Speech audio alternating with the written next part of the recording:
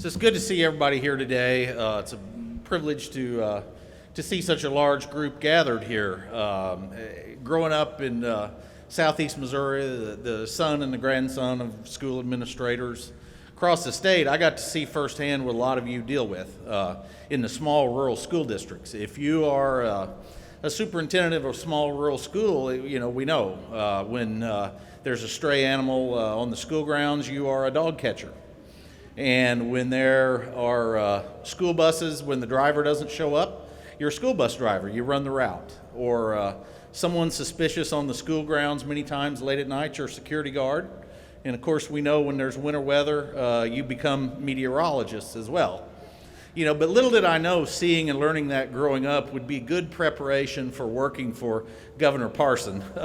Because we cover a similar variety of issues every day at the state level. But very fortunately for the governor, for the Department of Health, the leadership that we have in the state, we have a group of very distinguished, some of the finest infectious disease experts and medical professionals in the country at our medical schools here in the state, our research institutions, our healthcare systems, hospitals all across Missouri that advise and inform our strategy every day. And we appreciate that very much. And we're here to obviously to heed that advice as well as to share with you the best practices and steps and guidance that you should take with your school districts and your communities across the state of Missouri.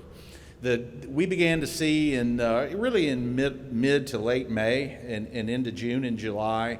We saw through our extensive wastewater monitoring program that we have across the state, and we began to see through genetic sequencing that the state public health lab deals with the emergence of the Delta variant in our state. And it became very quickly the dominant variant in our state.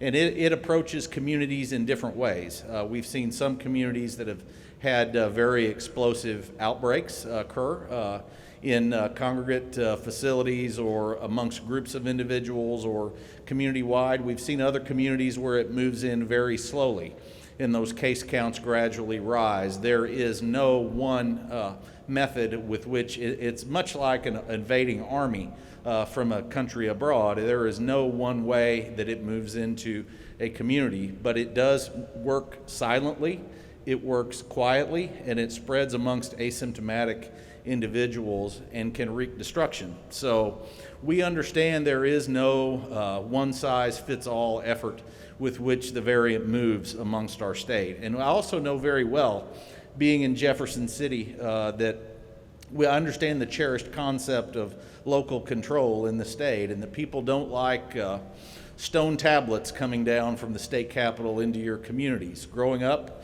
I learned that unfunded mandates were very much dirty words in my household, and I know they are for many of you as well. So we have worked with our local public health agencies. We work with our individual school districts in our individual communities to help develop and devise strategies to keep Missourians safe. But in terms of an update, we're seeing across the state our 7-day average of cases, roughly 2,500 cases, new cases per day occurring in our state, and that is predominantly of the Delta variant. We saw some of the first outbreaks in Missouri in rural counties in north central Missouri, very, very low population counties where it moved very, very quickly. Luckily, it also moved on very quickly from those areas, and those numbers were small enough that they did not move the overall numbers in our state. But when we saw Delta variant cases beginning to grow and beginning to build in southwest Missouri, that did, in more populated communities there, as well as the surrounding rural areas, that became a big driver of what you've seen in our case growth. And for many weeks, we were one of the leading states, or unfortunately, one of the states of the highest transmission of the Delta variant. And now we're seeing other states overtake us with circumstances that we were dealing with a few weeks ago, but we continue to see those elevated case levels as it begins to spread, especially up the I-44 corridor from southwest Missouri into central Missouri, into the St. Louis region. And some of the highest growth counties are now in south central Missouri as the virus moves across the southern tier of our state. So we're very concerned about that. Our positivity rate testing is just below 15%, and it's been level for a couple of weeks. We understand that we are under testing in Missouri. We need more tests to get that positivity rate down. And we're going to continue to drive testing solutions all across the state. We've seen roughly 150,000 tests per week, to give you a bit of perspective. And back during the worst months of last year in November, December, later part of the year, we were doing about 150,000 or 100,000 tests. So we're doing more than that today, but we have more testing solutions available. That is the good news. We have roughly 1,500 Missourians hospitalized, many in ICU across the state, which is creating tremendous strain on our healthcare system. But there is good news. There is a silver lining, and that is that the vaccines that are available, that are conveniently available as resources across our state in every community for all those eligible, age 12 and over, are effective.